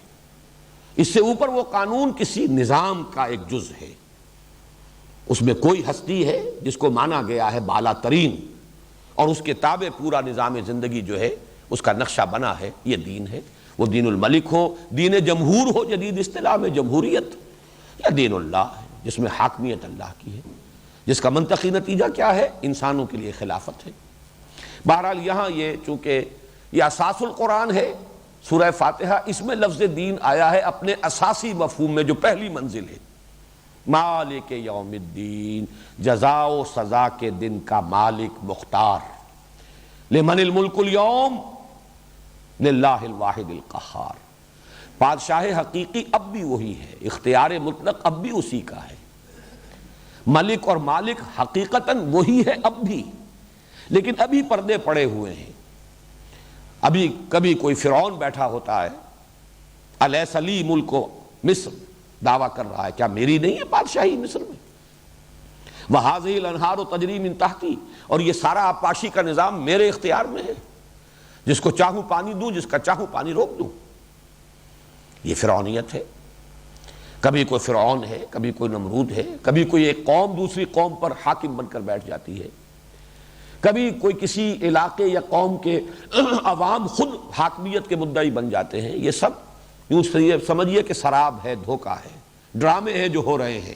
مالک حقیقی اور ملک حقیقی، بادشاہ حقیقی اب بھی وہی ہے، لیکن اس وقت وہ غیب کا پردہ حائل ہے، ابھی پردے پڑے ہوئے ہیں۔ اس دن یہ پردہ اٹھ جائے گا اور معلوم ہو جائے گا کہ مالک یوم الدین وہی ہے۔ مالک جو ہے یہ ملک یملکو، اس کے دو معنی ہیں عربی زبان میں، مالک ہونا، حکمران ہونا۔ ملک یملکو، اسی سے ملک بن گیا تو حکمران، اور مالک بن گیا کسی شے کا اونر، کسی شے کی جس کی وہ ملکیت ہے۔ تو مالک، اور یہ جیسے لکھا جاتا ہے چونکہ ایک قرات ملک یوم الدین بھی ہے، بادشاہ مطلق وہی ہے اس دن کا۔ لمن الملک اليوم، کہا جائے گا کس کے لیے ہے بادشاہی آج؟ وہ ساری بادشاہیاں جو دنیا میں تم نے جو ڈرامے رچائے تھے ختم ہوئے، آج بتاؤ بادشاہی کس کی ہے؟ لمن الملک اليوم للہ الواحد القہار، کہا جائے گا اللہ کے لیے ہے جو تنہا ہے، اکیلا ہے، الواحد ہے، قہار ہے، پوری طرح چھایا ہوا ہے، مسلط ہے، مستولی ہے، کوئی اس کے سامنے چوں نہیں کر سکتا جب تک کہ اس کی اجازت نہ ہو۔ لا یتکلمون الا من اذن له الرحمن وقال صوابا۔ یہ ہے مالک یوم الدین۔ یہاں یوں سمجھیے کہ پہلا جملہ مکمل ہوا، یہ وہ معرفت ہے جو انسان کو خود حاصل ہو سکتی ہے، یہ ہدایت نظری جہاں تک کہ انسان خود پہنچ سکتا ہے۔ اس کے لیے جو سورہ لقمان میں حضرت لقمان کی مثال آئی ہے، میں اس کی طرف دوبارہ ریفر کر رہا ہوں۔ دیکھیے اس معرفت میں نبی اور رسول کے ذریعے سے اس خاکے میں بڑے تفصیلی رنگ بھرے جاتے ہیں۔ اللہ کے اسماء و صفات کا علم ہوتا ہے انبیاء کے ذریعے سے، لیکن یہ اجمالی معرفت کہ کل خیر، کل حسن، کل کمال اللہ ہی کا ہے، وہی منبع خیر ہے، وہی منبع ربوبیت ہے، وہی منبع حسن ہے، وہی منبع رحمت ہے، یہ اجمالی معرفت انسان کو حاصل ہو جائے گی۔ اسی طریقے سے قانون مجازات کہ بدلہ ضرور ملے گا، ممکن نہیں ہے کہ بدلہ نہ ہو، یہ اندھیر نگری چوپٹ راج نہیں ہو سکتی، بدلہ مل کر رہے گا۔ یہ وہ سلیم الفطرت، سلیم العقل انسان یہاں تک تو پہنچ جائے گا، لیکن اس میں یہ تفصیلات کا رنگ کہ ایک وقت قیامت آئے گی، قیامت کے بعد کچھ عرصے کے بعد ریزریکشن ہوگی، بعث بعد الموت ہوگا، حشر و نشر ہوگا، تم جمع کیے جاؤ گے، تمہیں کھڑے ہونا ہوگا، یوم یقوم الناس لرب العالمین، پھر حساب کتاب ہوگا، وزن اعمال ہوگا، جس کے پلڑے بھاری ہوں گے اس کے لیے فَهُوَ فِي عِيشَةٍ رَاضِيَةٍ وَأَمَّا مَنْ خَفَّتْ مَوَازِينُهُ فَأُمُّهُ هَاوِيَةٌ۔ پھر وہ کیا ہے؟ وہ جنت ہے جس میں یہ نعمتیں ہیں، اور وہ سزا کیا ہے؟ وہ جہنم ہے جس کی یہ سزائیں ہیں۔ یہ تفصیل جو ہے یہ بہرحال انبیاء کے بغیر، وحی کے بغیر معلوم نہیں ہو سکتی۔ وہ فطرت سلیمہ، عقل سلیم صرف یہاں تک پہنچا دے گی، بدلہ ہو کر رہے گا۔ اعمال انسانی ضائع ہونے والی شے نہیں ہے۔ چنانچہ آپ دیکھتے ہیں سورہ لقمان میں بس یہی دو چیزیں آئی ہیں، قیامت کا ذکر، بعث بعد الموت کا ذکر، حشر و نشر کا ذکر، وزن اعمال کا ذکر، یہ جنت کا ذکر، دوزخ کا کچھ نہیں۔ پہلی بات کیا تھی؟ وَإِذْ قَالَ لُقْمَانُ لِابْنِهِ وَهُوَ يَعِظُهُ يَا بُنَيَّ لَا تُشْرِكْ بِاللَّهِ إِنَّ الشِّرْكَ لَظُلْمٌ عَظِيمٌ۔ پہلی بات معرفت خداوندی، توحید، شرک کی نفی، شکر اور شرک سے نفی، شکر کا التزام اور شرک سے اپنے آپ کو پاک کر لینا، اجتناب۔ یہ تو پہلی دو آیتوں میں ہے، وَلَقَدْ آتَيْنَا لُقْمَانَ الْحِكْمَةَ أَنِ اشْكُرْ لِلَّهِ وَمَنْ يَشْكُرْ فَإِنَّمَا يَشْكُرُ لِنَفْسِهِ وَمَنْ كَفَرَ فَإِنَّ اللَّهَ غَنِيٌّ حَمِيدٌ وَإِذْ قَالَ لُقْمَانُ لِابْنِهِ وَهُوَ يَعِظُهُ يَا بُنَيَّ لَا تُشْرِكْ بِاللَّهِ إِنَّ الشِّرْكَ لَظُلْمٌ عَظِيمٌ۔ اس کے بعد دو آیات میں اللہ تعالیٰ کی طرف سے ایک بات آئی ہے کہ ہم نے والدین کے بارے میں بھی نصیحت کی ہے۔ لقمان نے اپنے بیٹے کو ہمارا حق بتایا، ہم تمہیں جو والدین کا حق ہے وہ بھی بتا دیتے ہیں۔ وَوَصَّيْنَا الْإِنسَانَ بِوَالِدَيْهِ، یہ اللہ کی طرف سے۔ اس کے بعد پھر آتی ہے 5ویں آیت، یا بنی انہا ان تک مثقال حبۃ من خردل فتکن فی صخرۃ او فی السماوات او فی الارض یأت بها اللہ ان اللہ لطیف خبیر۔ اے میرے بچے، اس حقیقت کو اچھی طرح ذہن نشین کر لے، دل میں گرہ باندھ لے کہ انسانی عمل خواہ وہ ذرے کے ہم وزن ہو، رائی کے دانے کے ہم وزن، مثقال حبۃ من خردل فتکن فی صخرۃ او فی السماوات او فی الارض، پھر وہ کسی چٹان میں ہو، کسی غار کے اندر گھس کر وہ کام کیا گیا ہو، زمین کی کہیں گہرائی کے اندر اتر کر کام کیا گیا ہو، یا فضا اور خلا کی پہنائیوں میں، فتکن فی صخرۃ او فی السماوات او فی الارض یأت بها اللہ، اللہ اسے لے آئے گا۔ ان اللہ لطیف خبیر، یقیناً اللہ لطیف اور خبیر ہے۔ اور اس کے فوراً بعد یا بنی اقم الصلاۃ، معلوم ہوا کہ وہ جو فکر ہے، فکر صحیح، ہدایت نظری، اس کے یہی 2 جز ہیں۔ ان کے اندر تفصیلات کا رنگ جو ہے وہ نبوت اور رسالت کے ذریعے سے بھرا جائے گا۔ خاکہ یہی ہے بنیادی، جو سلیم الفطرت اور سلیم العقل انسان جہاں تک پہنچ گیا، نبوت اور رسالت سے اب اس میں تفصیلات کا رنگ بھرا جائے گا۔ لیکن وہ جو ربط ہے اس کے بعد یا بنی اقم الصلاۃ، وہی یہاں پر ہے ترتیب، ایاک نعبد۔ پہلا جملہ مکمل ہوا، الحمدللہ رب العالمین الرحمن الرحیم مالک یوم الدین ایاک نعبد، اور اس ایاک نعبد کا تعلق اس حکمت کے اعتبار سے الحمدللہ کے ساتھ ہے۔ اے اللہ، ہم تیرے احسانات کا کیا بدلہ ادا کریں سوائے اس کے کہ ہم عہد کرتے ہیں، وعدہ کرتے ہیں۔ ایاک نعبد، چونکہ اس میں فعل مضارع استعمال ہوا ہے اور اس میں حال بھی ہے، مستقبل بھی، عربی زبان میں یہ دونوں زمانے جو ہیں اس کے اندر موجود ہیں، تو ترجمہ ہوگا ہم تیری ہی بندگی کرتے ہیں اور تیری ہی بندگی کرتے رہیں گے، اور ہم تجھ ہی سے مدد مانگتے ہیں اور تجھ ہی سے مدد مانگتے رہیں گے۔ یہ وہ درمیانی حصہ ہے، وہ ترازو والی جو شکل پچھلی مرتبہ جو آپ کو ہم نے تقسیم بھی کی اور یہاں بھی آپ نے دیکھی تھی ریفلیکٹر پر، وہ ڈنڈی جو ہے ترازو کی، جس کے درمیان وہ مٹھ ہے، واو، اور یہ 2 جملے ہیں، ذرا نوٹ کیجئے، پہلی 3 آیات مل کر ایک جملہ بنی، آخری 3 آیات مل کر بھی ایک جملہ بنیں گی، اہدنا الصراط المستقیم صراط الذین انعمت علیہم غیر المغضوب علیہم ولا الضالین۔ لیکن یہ درمیان کی ڈنڈی جو ہے، جس کے بارے میں حدیث قدسی کے الفاظ تھے، ھذا ما بینی و بین عبدی، یہ میرے اور میرے بندے کے مابین ہے۔ اس میں ایک میثاق ہوا ہے، قول و قرار ہوا ہے، ایک عہد ہوا ہے۔ میں نے لفظ استعمال کیا تھا، اگرچہ ذرا جسارت والی بات ہے، مصافحہ ہوا ہے، یہ ہینڈ شیک ہے بندے کا اپنے رب کے ساتھ، مبایعہ، بیعت ہوئی ہے، عہد ہوا ہے، معاہدہ، مبایعہ، مصافحہ، یہ سب کیا ہے؟ 2 فریقوں کے مابین۔ ایاک نعبد، تیری ہی بندگی کرتے ہیں اور کریں گے۔ یہ جو عبادت کا تصور ہے، اس کو بھی اب ذرا نوٹ کر لیجئے۔ ہمارے ہاں یہ لفظ ایک طویل عرصے تک، ہمارا جو دور زوال ہے، اضمحلال ہے، تصورات جو محدود ہوتے چلے گئے، اس کے نتیجے میں یہ صرف مراسم عبودیت، موڈز آف ورشپ، میں عرض کر چکا ہوں تعلق کیا ہے، سارا شکر اللہ کا، کل احسان اس کے، ربوبیت حقیقتاً اس کی، اس کا بدلہ ہم کیا دیں؟ اس کے سامنے سر جھکائیں، اظہار عجز کریں، تذلل، عاجزی اختیار کریں، اس کی تکبیر کریں، تحمید کریں، تسبیح کریں، یہ مراسم عبودیت ہے۔ چونکہ جو مشرکانہ جو تصورات دنیا میں رہے، ان میں عبادت صرف انہی پر مشتمل تھی، اطاعت کا پہلو اس میں موجود نہیں رہا۔ سورج کی اطاعت کیا کریں گے آپ؟ سورج آپ کو کوئی حکم نہیں دیتا۔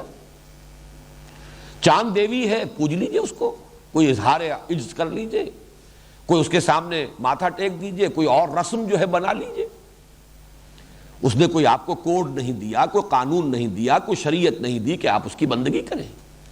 گویا کہ یہ دو الفاظ جو ہے پرستش اور بندگی، پرستش میں یہی ہے کسی کے سامنے اظہار عاجزی، کسی کی عظمت کا اعتراف، کسی کے مدح و ثنا، کسی کی حمد، کسی کے لیے تعریف کے گن گائے جائیں، شکر کے ترانے الاپے جائیں، یہ ہے پرستش۔ اور بندگی، عبادت کے لفظ کے اندر یہ دوسرا جو اس کا انٹیگرل پارٹ ہے، بندگی، اطاعت، مشرکانہ معاملات میں یہ حصہ اس میں سے ساقط ہو جاتا ہے۔ بتوں کو پوج رہے ہیں، کیا مطلب؟ صرف اس کے سامنے ڈنڈوت کر دیں گے، ان کے سامنے سجدہ کر دیں گے، ان کے سامنے کچھ حلوے ماڑے لا کر رکھ دیں گے، اور کیا کریں گے؟ بتوں نے کوئی حکم تو نہیں دیا، انہوں نے کوئی ہدایات نہیں دی، کوئی ان کی عطا کردہ شریعت نہیں ہے، کوئی انہوں نے قانون نہیں دیا۔ لہذا مشرکانہ تصورات میں عبادت کا مفہوم صرف پرستش رہ جاتا ہے، بندگی نہیں۔ حالانکہ عبادت کا انٹیگرل پارٹ ہے بندگی، غلامی، محکومی، جس کے لیے کہ سب سے بڑا ثبوت قرآن حکیم سے جو ہے وہ میں آپ کو جو مکالمہ ہوا تھا حضرت موسیٰ علیہ السلام اور فرعون کے مابین۔ اصل میں قرآن مجید تو اپنی اصطلاحات کو خود مبرہن کر دیتا ہے، اس طرح محفوظ کر دیتا ہے کہ آپ کو اکثر و بیشتر باہر جانے کی اور کہیں اور دیکھنے کی ضرورت نہیں۔ جب حضرت موسیٰ علیہ السلام پہلی مرتبہ پہنچے ہیں دربار میں اور اپنی رسالت کا پیغام پیش کیا ہے، تو فرعون نے جو جواب دیا اور اس کے حواریوں نے اور اس کے جو سردار تھے، فَقَالُوا أَنُؤْمِنُ لِبَشَرَيْنِ مِثْلِنَا وَقَوْمُهُمَا لَنَا عَابِدُونَ، انہوں نے کہا کیا ہم ایسے دو انسانوں کی بات مانیں گے، ان کا کہنا مانیں گے، ان کے بتائے ہوئے راستے پر چلیں گے جو ہم جیسے ہیں؟ ایک تو یہ کہ ہم جیسے بشر ہیں موسیٰ اور ہارون، اور اس سے بھی بڑی بات وَقَوْمُهُمَا لَنَا عَابِدُونَ، ان کی تو قوم ہماری غلام قوم ہے۔ یہاں پرستش کا تصور بالکل نہیں آ سکتا۔ ظاہر بات ہے کہ بنی اسرائیل فرعون کی پرستش نہیں کرتے تھے۔ یہاں عابدون کا لفظ کس معنی میں آیا؟ غلامی، محکومی، اطاعت گزاری، تابع ہونا، کسی کے فرمان کو واجب الاذعان سمجھنا، صرف یہ مفہوم ہے یہاں۔ فرعون کی پرستش ہرگز ثابت نہیں ہے کہ بنی اسرائیل مصر میں فرعون کی پرستش کرتے ہوں، معاذ اللہ، اس کا کوئی امکان نہیں۔ ابراہیم کی نسل سے تھے، ان میں اخلاقی زوال اور پستی جو ہے وہ آ گئی تھی، لیکن یہ توحید، اس کی نعمت ان کے پاس موجود تھی۔ مجبوراً ایک غلامی ہے، محکومی ہے، جبری اطاعت ہے، وہ ہو رہی ہے۔ تو معلوم ہوا کہ لفظ عبادت کے اندر یہ مفہوم، اور خالص یہ مفہوم بغیر پرستش کے مفہوم کے قرآن مجید سے ثابت ہے۔ اچھا، یہ تو تھا فرعون کا قول، کہا جا سکتا ہے کہ یہ تو فرعون کا قول نقل کیا اللہ نے، لیکن خود حضرت موسیٰ علیہ السلام کا قول ہے۔ یہ سورہ مومنون میں ہے، وَتِلْكَ نہیں، سورہ شعراء میں ہے، بلکہ پہلی آیت جو ہے وہ سورہ مومنون کی تھی۔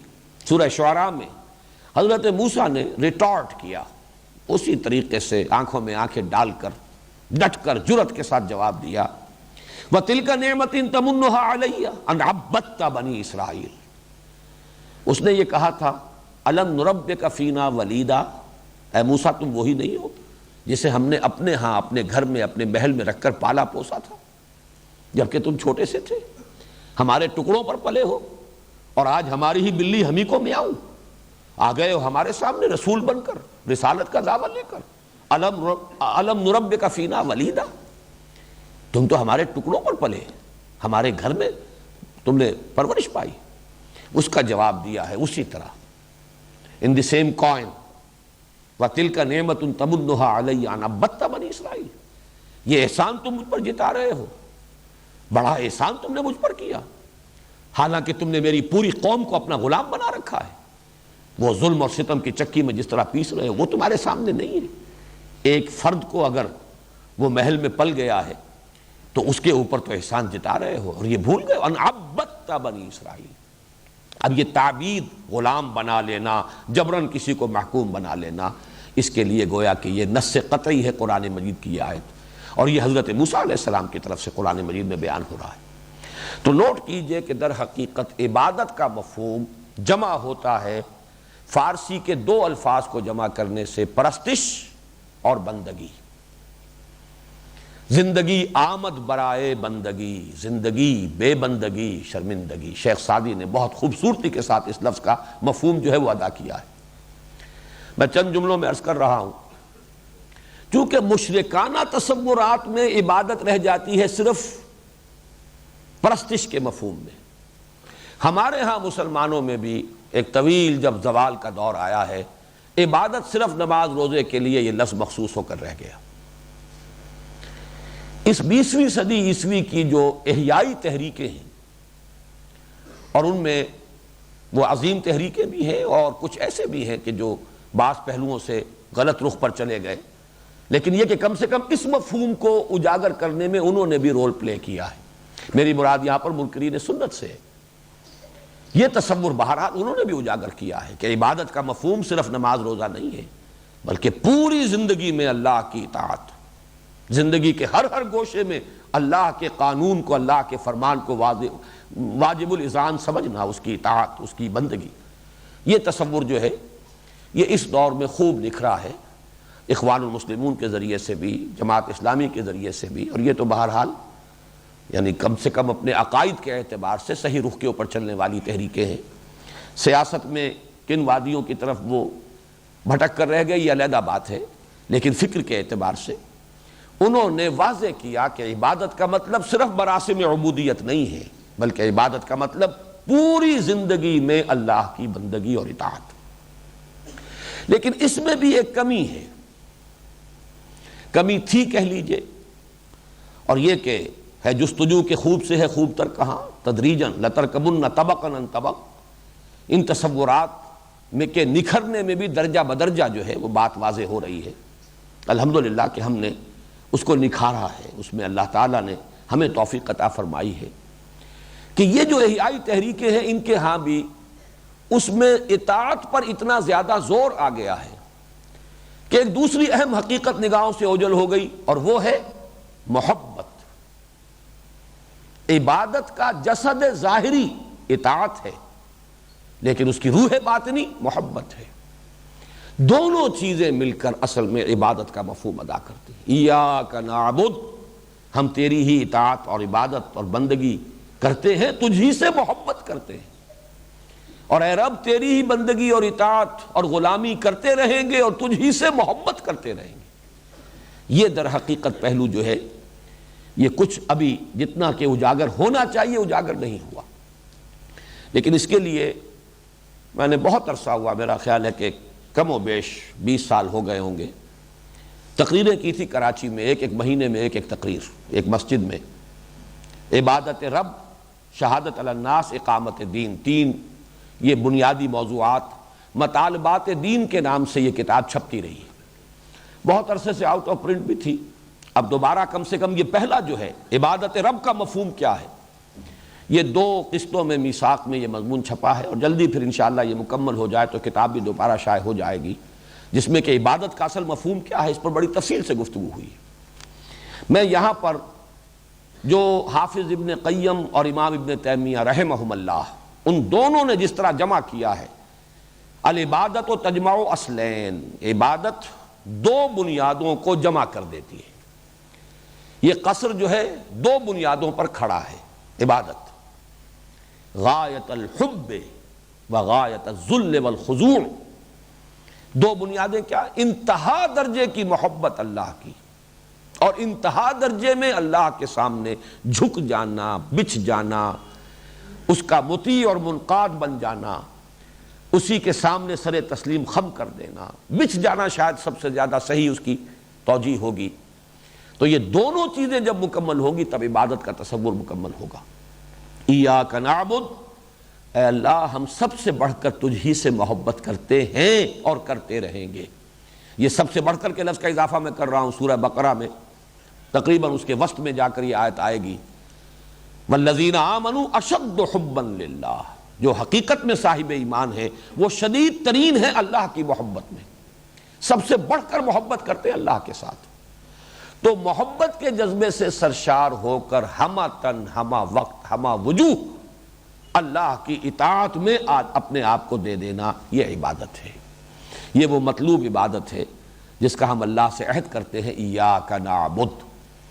اللہ کا شکر ہے کہ آج ہم اس سورہ مبارکہ کے نصف تک تقریباً پہنچ گئے، اس لیے کہ اب اس آیہ مبارکہ کا نصف ثانی جو ہے وہ اس سورہ مبارکہ کے نصف ثانی سے متعلق ہے، وَإِيَّاكَ نَسْتَعِينُ۔ وہ جو حدیث میں آیا تھا کہ قسمت الصلاۃ بینی و بین عبدی نصفین، اس میں یہ نصف اول سورہ فاتحہ کا آج مکمل ہو گیا۔ انشاءاللہ کل نصف ثانی کا مطالعہ کریں گے۔